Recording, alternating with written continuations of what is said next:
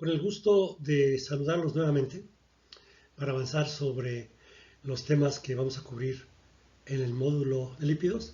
En esta ocasión, en el segundo tema, en lípidos 2, para ver, eh, eh, para abordar las estructuras de lípidos saponificables e insaponificables. Primero, sería interesante ver, considerar cómo es que se encuentran los lípidos en la mayor parte de los alimentos, cuáles abundan más en los distintos tipos de alimentos. En esta tabla es muy simple, pero lo que queremos aquí mostrar es que el contenido de lípidos totales en un alimento pues va a variar dependiendo de su naturaleza. Va a variar desde, por ejemplo, aquí en los ejemplos que tenemos, desde un 23% en base seca de la, no, en masa total en la soya, de 23 gramos de lípidos por 100 gramos de soya, de frijol de soya, hasta un valor pues ínfimo, en este caso que es el de la manzana, de 0.008 gramos por 100 gramos de manzanas, pasando por valores intermedios, como podría ser la leche, que tiene 3.6 gramos de, de, de lípidos por 100 gramos por 100 mililitros de leche, o bien en el caso del trigo, de 1.5 gramos por 100 gramos de trigo. Pero dentro de estos es interesante considerar lo siguiente. Por ejemplo, los trigliceroles, que son los lípidos que predominan en la mayor parte de los alimentos y que fue el motivo de nuestra presentación anterior, donde vimos su estructura, su denominación, su presencia en distintas fuentes de lípidos. Vemos que, por ejemplo, en el caso de la leche, casi la totalidad, bueno, 94% de los lípidos son trigliceroles. En la soya también es una proporción muy importante, pero ya en el trigo ya no. Va a 41% y en la manzana es ínfima su proporción. Y así tenemos también mono y acilgliceroles, esteroles, estos ya corresponden a lípidos insaponificables, ésteres de esteroles, que sí son saponificables, fosfolípidos, glicolípidos, sulfolípidos. Vamos a ver estos otros lípidos en esta presentación, su estructura. Pero aquí lo que es interesante, por ejemplo, es que los fosfolípidos y glicolípidos están presentes en una gran proporción en el trigo y en la manzana. 47% de los poquitos lípidos que hay en la manzana son fosfolípidos. Por eso es importante que veamos todas las estructuras de todos estos distintos lípidos. Bueno, regresemos al concepto de cómo definimos a los lípidos saponificables. Recordemos que los lípidos saponificables son aquellos que, al ser tratados térmicamente en condiciones alcalinas, liberan ácidos grasos libres y glicerol. Pero hay otros lípidos saponificables que también liberan ácidos grasos libres, pero no necesariamente el glicerol puro. Y dentro de ellos hay varios de los que acabamos de ver en la lámina anterior. Vamos a ver primero a los fosfolípidos. Los fosfolípidos están compuestos por una cadena de glicerol, es esta la cadena de glicerol, que puede estar unida a dos ácidos grasos en las primeras dos posiciones, o puede ser un ácido graso, por un enlace externo. Normalmente son dos ácidos grasos esterificados en la posición 1 y 2 del glicerol, y en la tercera posición del glicerol hay un grupo fosfato que está unido a la cadena del glicerol y de manera intermedia, podemos decir, uniéndose a su vez con un aminoalcohol. Por lo general, aunque también hay carbohidratos que se pueden unir aquí. Pero esencialmente son aminoalcoholes que por el lado del alcohol quedan unidos al fosfato también, y entonces quedan expuestos los grupos amino, como en el caso de la colina sería una amina cuaternaria, de la serina un aminoácido, sería un amino primario con un carboxilo, y la etanolamina, que es una amina primaria. Bueno, entonces esto nos introduce al tema de los fosfolípidos y de los glicolípidos. Estos son eh, lípidos que están presentes en estructuras muy particulares y están por lo general asociados a proteínas. Están presentes en las membranas celulares y tanto de alimentos vegetales como animales, y que precisamente por tener dos cadenas hidrocarbonadas unidas en el enlace éster al glicerol, son ahí altamente hidrofóbicos, pero por los grupos fosfato y eh, eh, eh, los grupos amino libre o los carbohidratos, pues son grupos hidrofílicos, lo cual le da esta característica de ser muy buenos tensoactivos y por lo cual son muy activos en la formación de micelas en las membranas celulares. Aquí, entonces, en esta tabla presentamos cuál es la composición lipídica de algunas membranas celulares. Evidentemente, estamos hablando también de alimentos, ¿no? Por ejemplo, el caso de las espinacas en los cloroplastos. Vemos que aquí el contenido de lípidos, en particular en estas membranas, es alto, ¿sí? Independientemente que la propia espinaca, pues el valor del el contenido del lípido es muy bajo en términos generales, pero en las membranas, la mitad de la membrana son lípidos. Y de aquí, los lípidos neutros son una tercera parte, digamos. Los lípidos neutros serían los acilgliceroles. Los gliceroglicolípidos es, es casi la mitad. Están los glicerofosfolípidos y los esfingolípidos, de los cuales no se tiene un dato preciso. En la mitocondria, que está aislada del corazón del ganado vacuno, el contenido total de lípidos es una cuarta parte, pero aquí la mayor parte son glicerofosfolípidos. Del retículo endoplásmico, presente en el corazón de cerdo, también vemos que los glicerofosfolípidos predominan. Y en la mielina, que es el tejido, esencialmente tejido nervioso del cerebro de mamíferos, aislado del cerebro de mamíferos, más de tres cuartas partes son lípidos, y de aquí casi en proporciones idénticas tenemos lípidos neutros, glicerofosfolípidos y esfingolípidos. Entonces, por eso es importante que veamos cuáles son las estructuras de estos gliceroglicolípidos, glicerofosfolípidos y los esfingolípidos. Todos ellos lípidos saponificables, incluyendo eventualmente los lípidos neutros, dentro de los cuales están los insaponificables, los saponificables triacilgliceroles, pero también muchos lípidos que no son saponificables.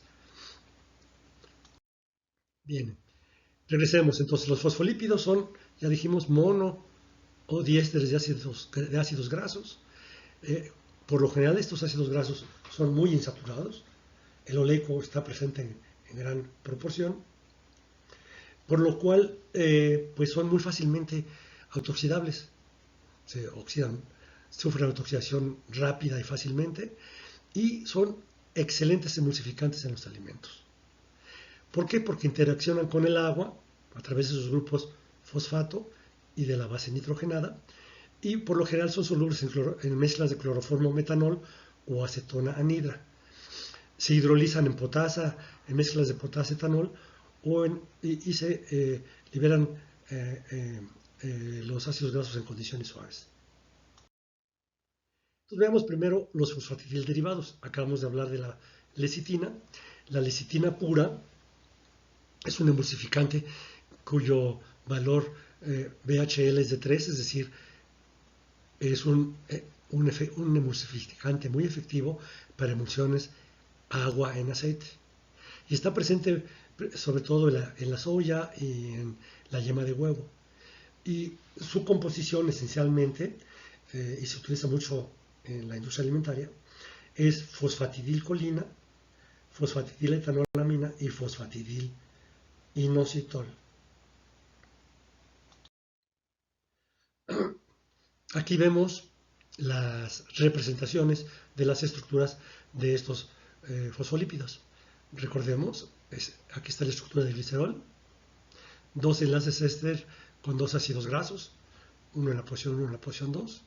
En la posición 3 un fosfato. ¿Qué es lo que va a diferenciar a todos estos fosfolípidos? pues la estructura que esté unida al fosfato. En este caso es la colina, una amina cuaternaria, ¿sí? Es una etanolamina de tipo cuaternario, aquí que se une al fosfato a través del grupo alcohol. Entonces el grupo amino, como es cuaternario, está cargado positivamente, lo cual le permite muchas interacciones con moléculas de agua. Y el fosfato, pues también como tiene carga negativa, también interacciona con, con los cationes presentes en el medio. En la lestina también tenemos la fosfatidil etanolamina, otro aminalcohol. En este caso es una amina primaria que pues tendrá una mayor interacción también con un medio hidrofílico, ¿no? A través de esta parte de la molécula, como aquí también, y con la parte hidrofóbica a través de las ramificaciones hidrocarbonadas, de los ácidos grasos. Veamos, tal vez antes de pasar al fosfatidilinositol, a la fosfatidilserina. Acuérdense, este es un hidroxiaminoácido. El grupo hidroxilo del aminoácido es el que está unido al fosfato. Y entonces, en este caso, quedan como grupos funcionales que interactúan con el agua, tanto el grupo amino como el grupo carboxilo. Aquí lo vemos, aparte del ion fosfato. ¿Sí? Y finalmente, también consideramos la estructura del fosfatidilinositol que está presente en la lecitina. El inositol, ¿qué es? Es un polialcohol. ¿Sí? Es un polialcohol en forma cíclica que interacciona a través de uno de sus grupos alcohol con el fosfato, y en este caso el oxígeno ionizado del fosfato, que está libre en la molécula de fosfato, pues interaccionará fuertemente con iones positivos en el medio, pero estos hidroxilos que están aquí en el polialcohol, pues le van a dar una gran interacción con moléculas de agua. ¿Sí? Este enlace de ácido fosfórico inositol, este enlace es muy estable a los álcalis, pero se puede hidrolizar en medio ácido. Bueno, aquí tenemos algunas de las características de los glícero y fosfolípidos que están presentes en la lecitina de soya. Son realmente tres los que están presentes, estos fosfolípidos. Es la fosfatidil etanolamina, la fosfatidilcolina y el fosfatidil inositol, que son los que acabamos de ver en la lámina anterior. Como vemos, en la lecitina pura, sin fraccionar, están presentes en la misma proporción, 33%, cada uno de ellos, en números redondos. Pero se pueden desarrollar presentaciones de la lecitina con diferentes proporciones de estos tres componentes. Por ejemplo, si la lecitina se solubiliza en alcohol, en etanol, ahí se solubilizan esencialmente la fosfatidiletanolamina y el fosfatidilcolina, mientras que el fosfatidilinositol queda precipitado. Entonces se obtiene una mezcla donde predominan la etanolamina y la colina, la fosfatidiletonolamina y la fosfatidilcolina. Entonces, esto le da a esta fracción de lecitina soluble en etanol características muy peculiares, donde se eleva su valor de HLB, que es el valor hidrofílico lipofílico, el balance, a valores de 14-15, lo cual lo hace como un emulsificante muy efectivo para emulsiones de aceite en agua. Mientras que en la fracción insoluble de etanol, pues enriquece la mezcla con fosfatidilinositol. 2/3 partes son fosfatidilinositol, 1/3 parte es la fosfatidiletonolamina y muy poquito fosfatidilcolina. Y este tipo de lecitina es muy efectiva por su bajo valor de HLB para emulsificar emulsiones de agua en aceite.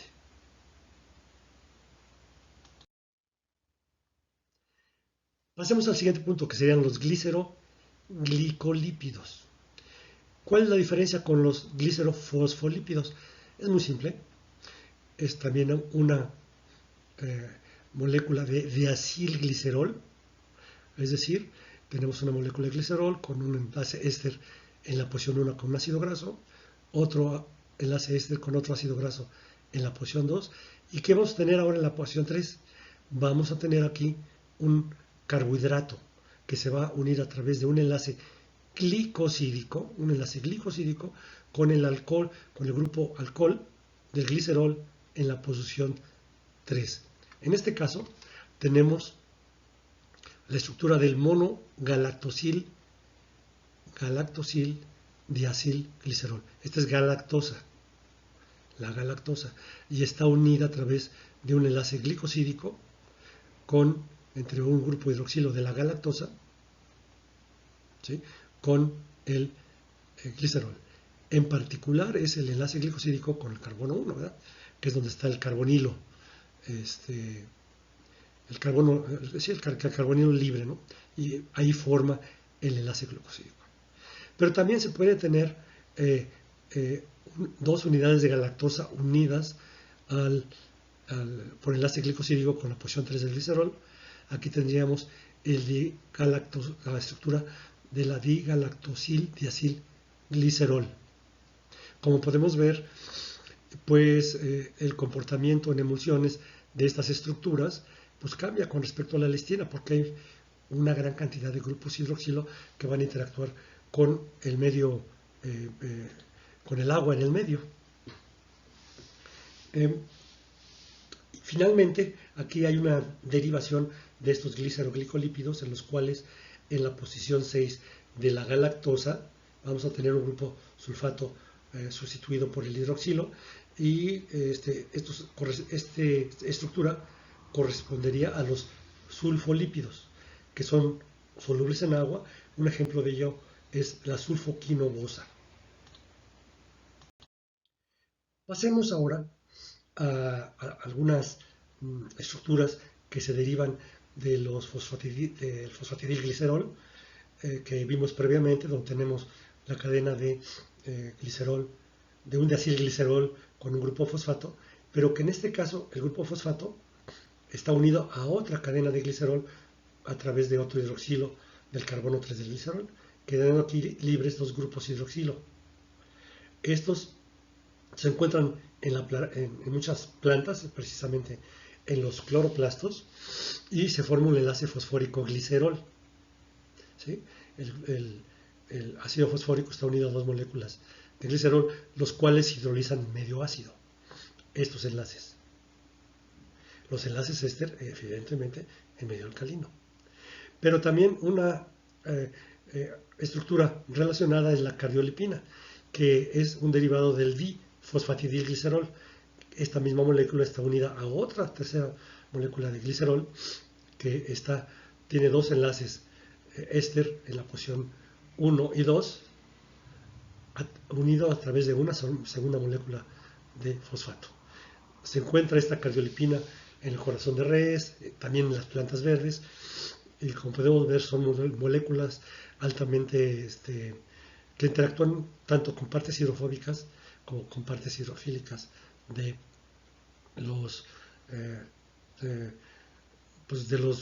las estructuras presentes en los alimentos y en los tejidos de los animales. Otro grupo de compuestos relacionados son los plasmalógenos, que son fosfátidos y que esencialmente tenemos también el grupo de glicerol, que en este caso nada más tiene un enlace, el enlace fosfato en la posición 3 unido con un aminoalcohol, pero en la posición 1 no hay un enlace éster con un ácido graso, sino un enlace enol éter, ¿sí? En la posición 2 sí tenemos un enlace éster con un ácido graso. Los ácidos grasos que aquí están presentes son por lo general ácidos grasos insaturados también, y se encuentran en pequeñas cantidades en los tejidos de animales y en la leche, y este enlace éter se hidroliza con ácidos débiles, igual que el enlace fosfato aquí con el de la posición 3 del glicerol. Veamos ahora otro tipo de compuestos que también caben dentro de los lípidos saponificables, que son los diol lípidos. Si bien están presentes en menores cantidades en los tejidos de los vegetales y animales, cantidades menores del 1%, hay ciertos tejidos en los que están presentes en altas cantidades, como en las estrellas de mar y en los erizos, donde corresponden casi a 25 a 40% de, de la proporción de los lípidos allí presentes. Son lípidos neutros o ligeramente polares los que están presentes y son derivados esencialmente del etilenglicol. Este es el etilenglicol y aquí lo que tenemos son ésteres de butanodiol, o aquí tenemos los ésteres del etilenglicol. Aquí el derivado es que hay 2 metilos en el caso del etileno para tener el butanodiol. También se han aislado pues, en tejidos vegetales como en el germen de maíz. Los glicodiolípidos, en los cuales se encuentra también galactosa esterificada con ácidos grasos, corresponden a otro grupo relacionado a estos diolípidos que también son saponificables. Hablemos ahora de los alcoholes grasos y sus derivados para poder ver la composición de las ceras esencialmente. Los alcoholes grasos tienen una amplia distribución en las plantas y animales y pueden estar libres o conjugados. Son muy ricos en los aceites de pescado, en alcoholes grasos libres. Ejemplos de ellos son el alcohol cetílico, el esteárico, el oleico, estos dos saturados, este insaturado. ¿Por qué son grasos? Porque son cadenas hidrocarbonadas muy grandes, lo cual pues les da un menor punto un más bajo punto de evaporación y son sólidos a temperatura ambiente. Y de aquí, de los alcoholes grasos, cuando están esterificados con un ácido graso de cadena larga, se forman las ceras. Son lípidos neutros por lo mismo, que a temperatura ambiente son sólidos, son insolubles en agua y muy difíciles de hidrolizar, porque se forman grandes interacciones de Van der Waals entre estas cadenas tan grandes, ¿no? Y están en los tejidos vegetales esencialmente con una función protectora contra la desecación y contra el ataque de microorganismos. Se puede extraer con aceites cuando se obtienen aceites para uso industrial o comestible, pero cuando se baja la temperatura se van a cristalizar y van a producir un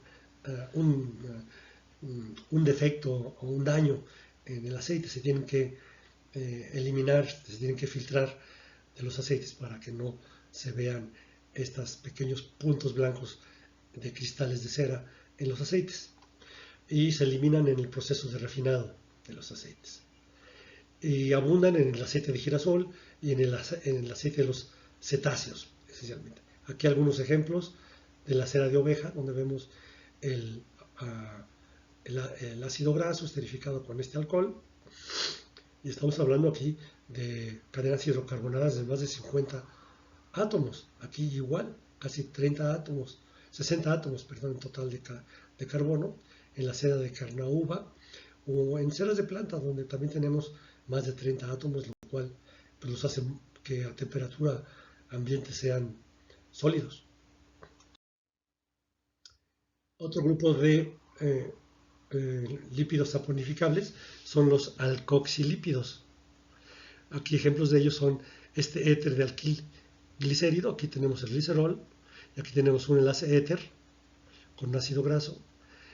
Aquí tenemos 2 éteres unidos en la posición 1 y 2, y en la posición 3 un ácido graso esterificado.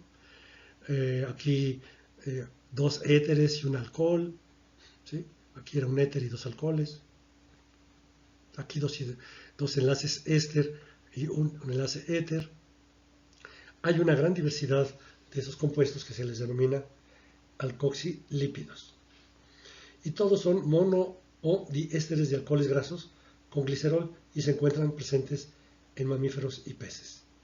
Y es un parámetro de hecho que se utiliza para diferenciar su presencia, para diferenciar la grasa de res de la grasa de cerdo, que hay una proporción 3 veces mayor en la grasa de res que en la de cerdo de estos alcoxilípidos. Y pasemos ahora a los esfingolípidos, un grupo de ácidos, de lípidos saponificables distintos, donde ya no tenemos el glicerol como parte básica de la cadena. ¿Sí? Estos esfingolípidos están presentes sobre todo en las membranas de los tejidos vegetales, pero también en los tejidos nerviosos de los animales. Y tienen como base a la esfingosina, que es un aminoalcohol de cadena larga, que es el equivalente del glicerol. Muchas veces las estructuras de la esfingosina, de los esfingolípidos, parecen muy complejas, pero si las vemos como algo equivalente al glicerol, que lo vas a ver en esta parte de abajo de la lámina, se nos va a hacer más fácil. Y pueden estar unidos a ácidos grasos o a grupos fosfatos. El componente más básico de los esfingolípidos es la ceramida. Pero antes de ver la estructura de la ceramida, veamos cuál es la estructura de la esfingosina. Aquí está el aminoalcohol. Es una cadena hidrocarbonada de 3 átomos de carbono, como la del glicerol, con un hidroxilo en la posición 3, uno en la posición 1. ¿Cuál es la diferencia? Esta, que en la posición 2 tenemos un grupo amino. Entonces es un aminoalcohol. Si lo escribimos así, lo vemos exactamente idéntico al glicerol. ¿Cuál es la diferencia? Primero, uno que tiene un grupo amino en la posición 2, otro que en la posición 3 aquí tiene una cadena hidrocarbonada que puede cambiar en tamaño y que por lo general tiene una insaturación en esta posición. No es un ácido graso, es una cadena hidrocarbonada aquí. En el caso de la ceramida, en la ceramida es muy simple. Hay un ácido graso que está unido por un enlace amida aquí, con el grupo amino. Y esto es lo que identifica a la ceramida. Esta es la ceramida. Si vemos, este sería el equivalente, la estructura equivalente del glicerol. Aquí tenemos una cadena hidrocarbonada en la posición 3. Pongámosle así R, podría ser R. Y en la posición 2, un enlace amida. Aquí es donde está el ácido graso. Y este es el enlace que se va a hidrolizar en condiciones alcalinas. ¿Cuál va a ser el sustituyente X que está en la posición 1?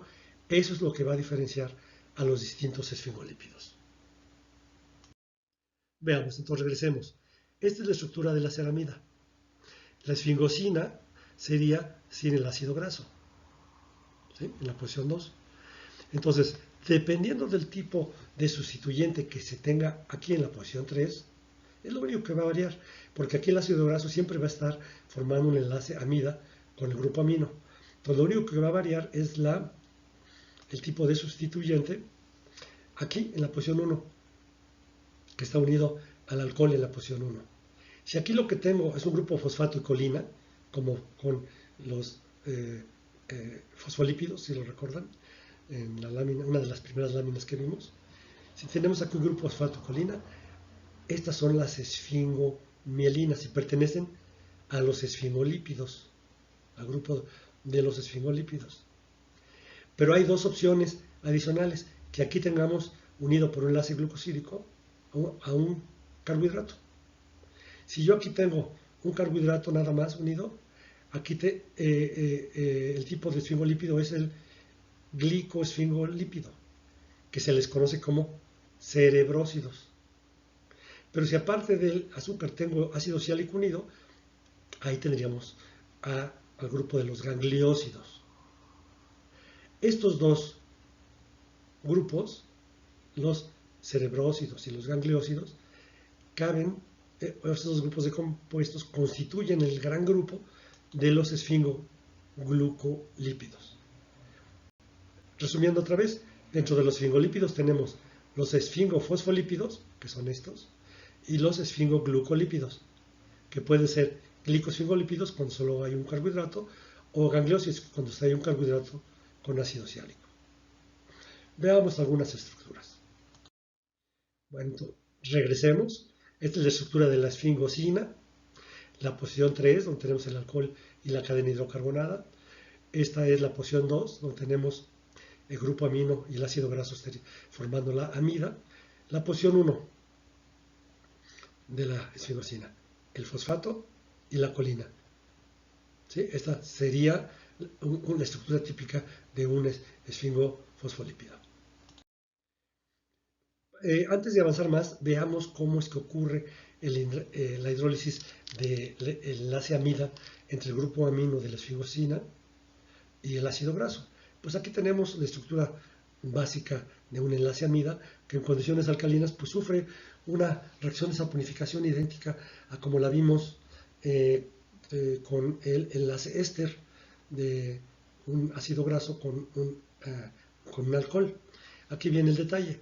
En estas condiciones el carbono del enlace amida es altamente electrofílico, deficiente de electrones debido a la electronegatividad del carbonilo libre y de la amina que aquí está presente, lo cual lo hace muy susceptible al ataque de nucleófilos como los hidroxilos del tratamiento alcalino térmico, ¿no? Condiciones de alta temperatura. Hay un ataque nucleofílico, se ioniza el carbonilo, regresa el par de electrones para formar el carbonilo y entonces esto provoca la ruptura del enlace amida. Se libera el ácido graso y el grupo amino. Y como estamos hablando de condiciones alcalinas, entonces lo que vamos a tener es la sal del ácido graso y el grupo, en este caso lo estamos representando con un amoníaco, ¿verdad? El enlace amida, ¿no? Pero si estamos hablando de la esfingosina, pues sería el grupo amino de la esfingosina. Aquí lo vamos a ver con detalle, donde vamos a ver la hidrólisis del enlace amida de la esfingomielina, que es la reacción de saponificación típica. El hidroxilo ataca al carbonilo del enlace amida, se ioniza, regresa el par de electrones y libera aquí al ácido graso y libera al grupo amino libre de la esfingosina. Quedan toda la esfingosina, en este caso con el enlace fosfato en la posición 1 y la colina también ahí.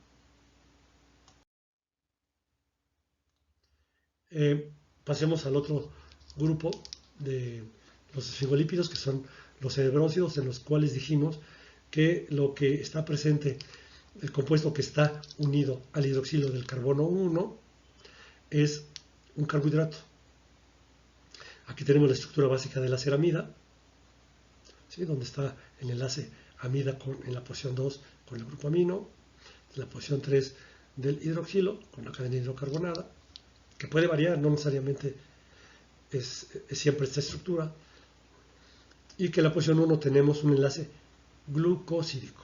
¿Con quién? En este caso con la galactosa, ¿sí? Unida a través del carbono 1 de la galactosa con el alcohol de la esfingosina. Entonces aquí tenemos, este sería el cerebrósido, y aquí tendríamos a los gangliósidos, en los cuales aquí tenemos a la estructura básica de la esfingosina, la posición 3, dijéramos, donde está el amino alcohol, ¿verdad? La posición 3 donde está la cadena hidrocarbonada, la posición 2 donde está el grupo amino y el enlace amida con el ácido graso, y aquí la posición 1 donde tenemos el carbohidrato, glucosa, unido, o galactosa también puede ser, unido al ácido N-acetil neuramónico, es conocido como ácido siálico.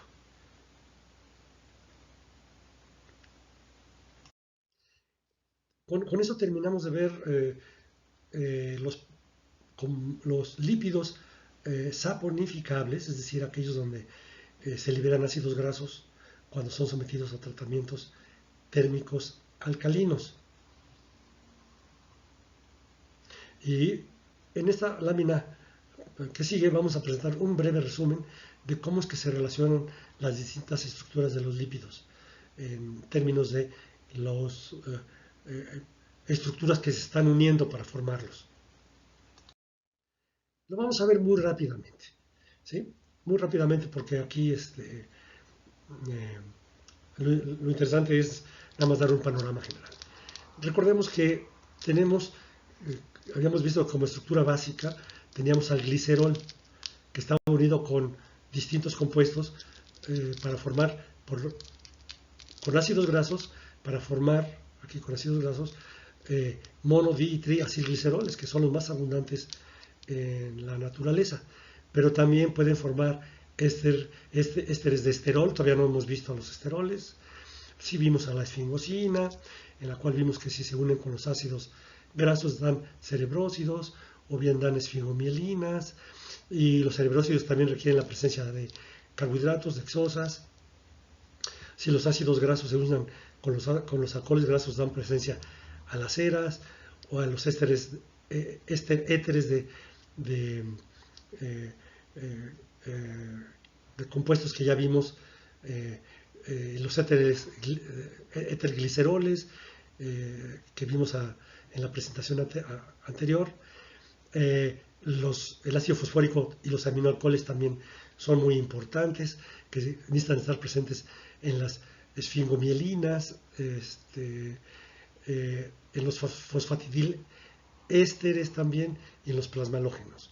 Bien, entonces este es un panorama muy general donde vemos cómo interactúan los distintos estructuras de muy distinto tipo para conformar pues esta gran diversidad de compuestos que caben dentro del grupo de los lípidos presentes en las matrices alimentarias.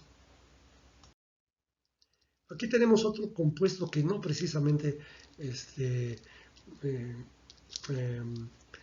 está tan claramente relacionado con los lípidos, pero vemos que son cadenas hidrocarbonadas donde hay enlaces éster, enlaces peroxi, aquí vemos enlaces peroxi, con grupos hidroxilo, que tiene una estructura muy ramificada, pero que sí está presente en muchos tejidos de origen animal y vegetal, que es la cutina. Tiene una composición muy compleja y un alto peso molecular y se caracteriza por tener ácidos hidroxigrasos. Es decir, son ácidos grasos, ¿sí?, que tienen grupos hidroxilo, lo cual pues le da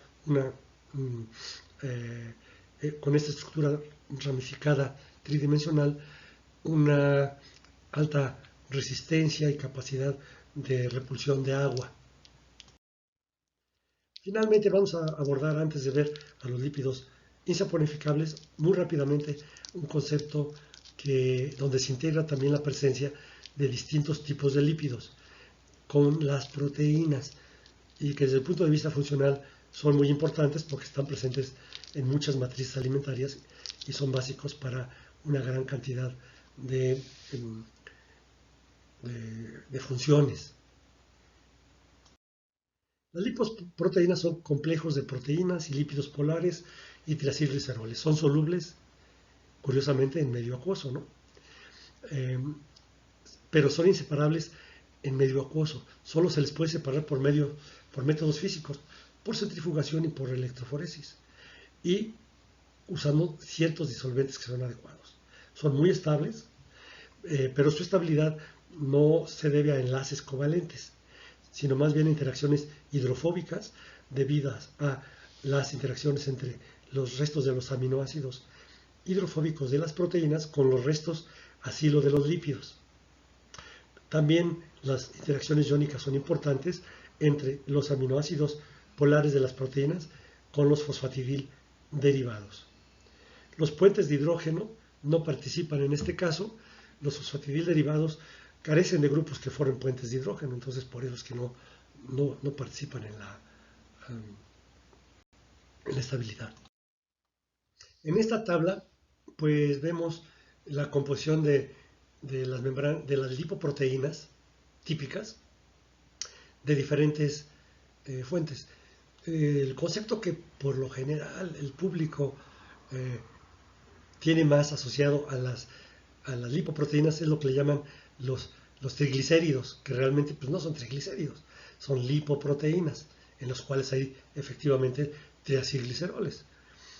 Pero están presentes, por ejemplo, en la yema de huevo, en la leche, por tener un ejemplo, y son muy importantes en la industria de alimentos, porque se utilizan, tienen un uso muy marcado en la elaboración de muchos productos por la estabilidad que le dan a las emulsiones. Pasemos primero a ver las lipoproteínas en el suero sanguíneo humano, porque tal vez nos puede servir como una base más interesante de explicación para entender a las de uso en la industria alimentaria. Entonces, los principales componentes de las lipoproteínas son proteínas, glicerofosfolípidos, colesterol, que puede estar libre o esterificado, y triacilgliceroles. Tanto los triacilgliceroles como el colesterol son lípidos neutros. Son lípidos neutros, es decir, que son totalmente insolubles en un medio acuoso. Pero como dijimos en la lámina anterior, las lipoproteínas son solubles en medio acuoso. ¿Qué los hace solubles? Precisamente los glicerofosfolípidos. ¿Y por qué son estables? Pues por las interacciones entre los grupos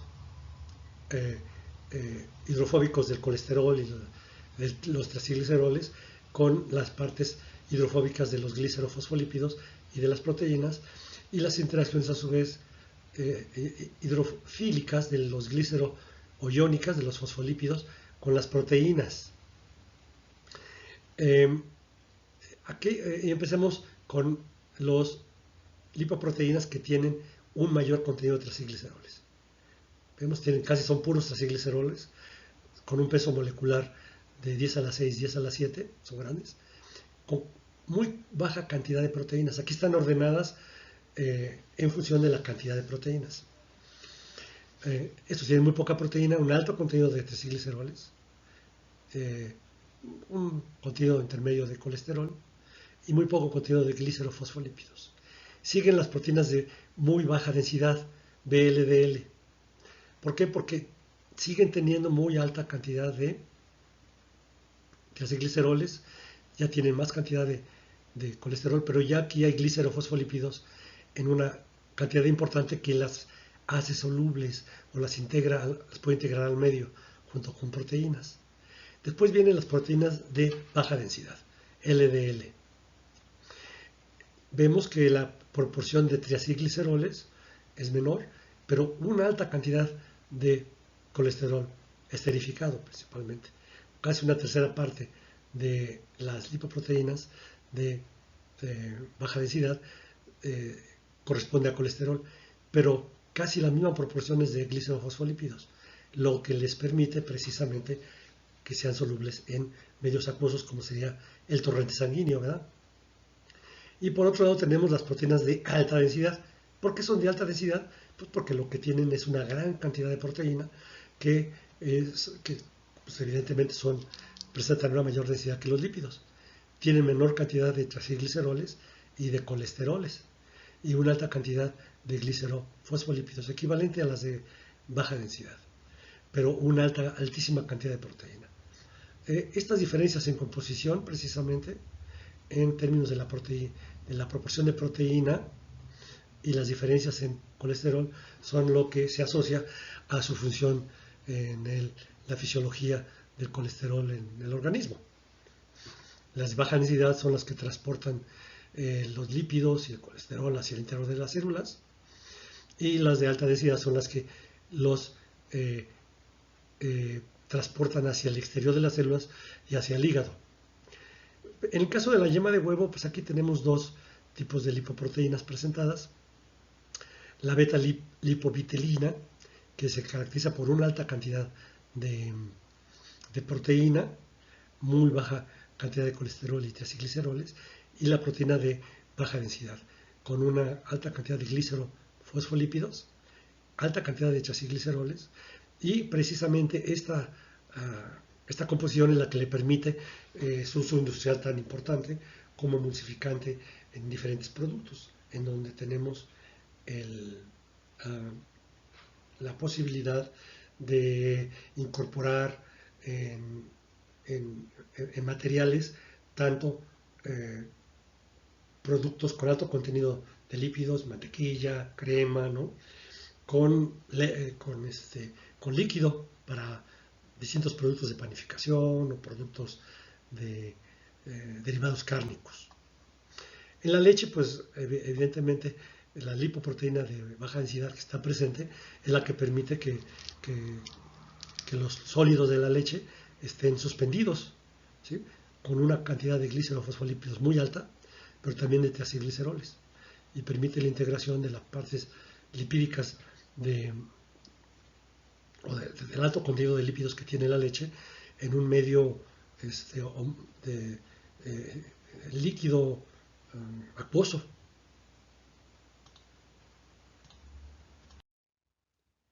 Entonces, veamos la importancia que tienen estas membranas, estas lipoproteínas en las membranas lipidoproteicas. Aquí los acilípidos son los que van a dar una máxima interacción hidrofóbica. Se van a formar estructuras de bicapa en donde los restos de acilo de los ácidos grasos van a estar dirigidos al interior y los grupos hidrofílicos hacia el exterior de la fase acuosa. Se van a formar de esta manera fases micelares o globulares, y esto va a permitir la incorporación de proteínas globulares. Y evidentemente también aquí las enzimas pues van a poder tener una participación importante, precisamente por esto, por la presencia de bicapas. Aquí es donde se van a ubicar las enzimas, y algunas van a sobresalir en ambas capas de esta estructura y van a permitir el paso o la transformación de uno a otro tipo de sustratos y de productos. Terminando esta primera parte de este tema de los lípidos saponificables, presento aquí una serie de preguntas, de tareas a realizar con el objeto de reforzar los conceptos que aquí vertimos en esta primera parte de la presentación. Les recomiendo que la hagan y estaré a su disposición para resolver las siguientes dudas y preguntas que les surjan. Bueno, con esto damos por terminado esta primera parte de la presentación que corresponde a los lípidos saponificables. Les agradezco mucho su atención y los invito a que vean la segunda parte de esta presentación, que se va a grabar por separado, dado que se vuelve muy extenso, en donde abordaremos la fracción de lípidos insaponificables. Esperando contar con su atención, nos vemos en la siguiente presentación.